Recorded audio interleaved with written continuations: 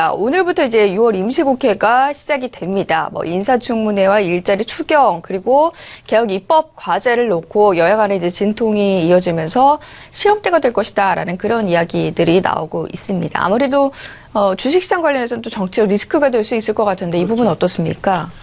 네, 무엇보다 그 6월달 임시국회가 오늘 열릴 예정이죠. 아직까지 9시 14분이니까요.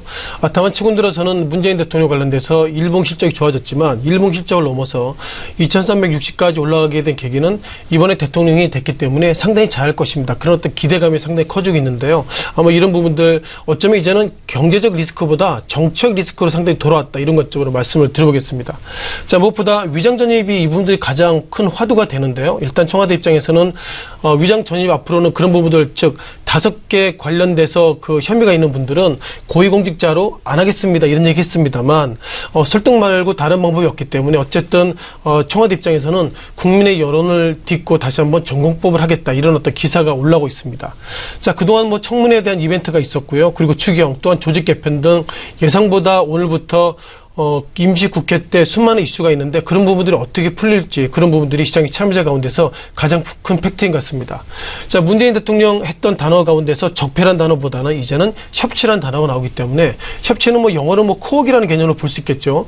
과거 시기에 이런저런 어려움이 있다 하더라도 그런 부분들을 덮고 그리고 서로 간의 협의에서 지금보다 좀 더 좋은 나라를 좀 만들어가자. 그런 부분들이 현재 기본적인 문재인 대통령의 틀인 것 같고요. 오늘 결국 청문회나 이런 임시국회가 과연 문재인 대통령 관련돼서 여야 이런 부분들이 어떻게 해소될지 오늘이 가장 성패를 좌우할 수 있는 그런 어떤 모멘텀이다 이렇게 보겠습니다. 자, 기본적으로 문재인 정부 들어서는 약 10조 정도 추경에 대한 코멘트가 있고요. 10조의 어떤 추경이 필요하다는 것은 일자리 창출을 위해서 돈이 필요합니다. 이런 얘기를 시장에 언론 플레이가 하고 있는데 야당 입장에서는 예상보다 추경 이런 부분들 난색을 표하고 있다는 것이 여야 간의 갈등이 있다 이렇게 보겠고요. 또한 지난주죠. 이낙연 국무총리 후보자가 어떻게 보면 어셉트가 아직 안 됐습니다. 그동안 문재인 대통령 관련돼서 위장 전입 이런 부분들이 국회 서로 논란이 있기 때문에 과연 이런 부분들이 어떻게 정리될지 그런 부분들이 정치적인 어떤 이벤트 가운데서 그리고 리스크 가운데서 가장 큰 문제인 것 같고요.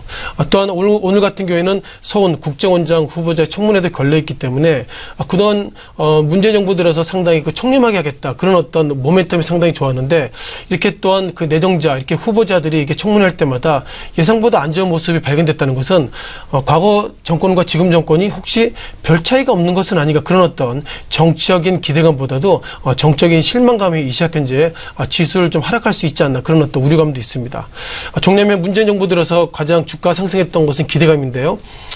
최근 들어서 이렇게 후보자 때론 내정자들이 여러 가지로 위장 전입부터 수많은 이슈가 있다면 어떻게 보면 이런 부분들이 결국 시장 참여자들 가운데서 실망이 커지고 있다. 그런 부분들은 어떻게 보면 주가가 하락할 수 있는 코멘트가 있어서 전체적으로 오늘 청문회 그리고 앞서 말씀드린 임시국회 이런 부분들이 순조롭게 되고 있지 않다면 주가 그동안 기대감 속에 상승했는데요. 기대감이 떨어지고 그것은 결국 주가가 하락할 수 있는 여력이 있다. 그런 부분들이 이 시각 현재 시장을 좀 이끌고 있다라고 좀 총평을 좀 드리겠습니다.